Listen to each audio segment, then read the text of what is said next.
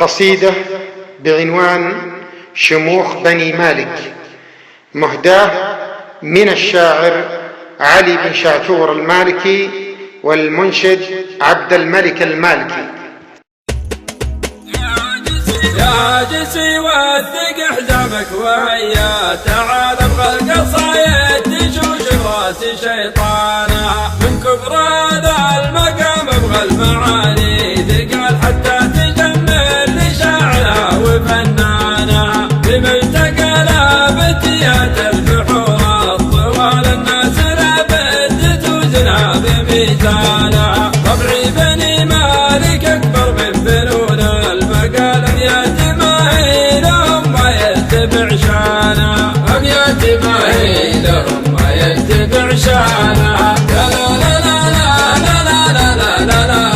لا لا الابيات ما هي لهم ما يتبع شانا، هم الكرم والشجاعة واللظى والظلال من غيرهم تزداد ارض الله بسكانا، شموخ ربعي تسامع شموخ الكبار جمعنا المشتري وسهيل جيرانا، على الخيول النجيبة والصبر والسلال لو ولعت شعلة الفتنة بميدانا، الطفل منهم تولع في فنون القتال، كنا المراجل تزف فوق جنحانا، كنا المراجل تزف فوق جنحانا،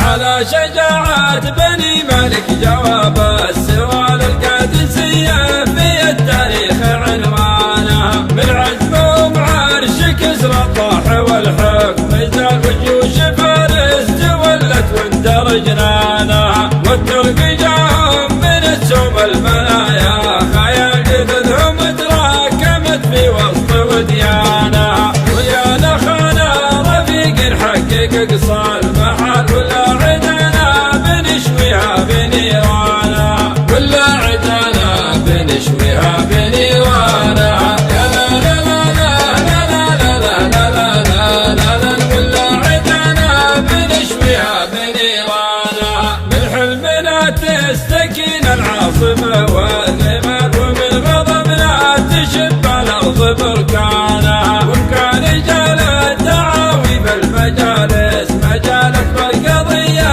عليهم سالح اللانا، والجود ملك القبيلة ما يبيله جدال تشهد هذا عداها قبل صدقانا، والعود الأزرق يرحب قبل صفر الدلال، وصحوني انداد سما قدر ضيفانا، وصحوني انداد سما قدر ضيفانا، لا لا لا لا لا لا لا لا لا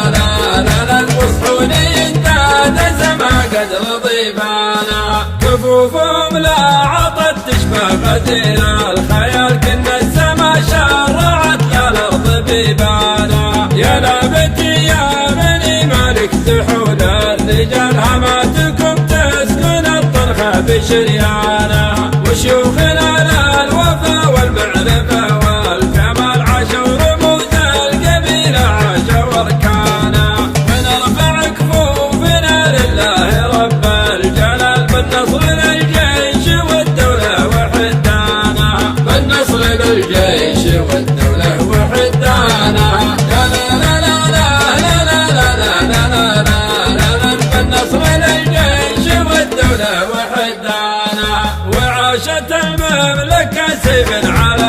الضلال، وعاش سلمان سيدها وسلطانها، من كبر هذا المقام ابغى المعاني ثقال حتى تجمل لشاعرها وفنانها، حتى تجمل لشاعرها وفنانها، لا لا لا لا لا لا لا لا لا لا لا لا حتى تجمل لشاعرها وفنانها، حتى تجمل لشاعرها وفنانها،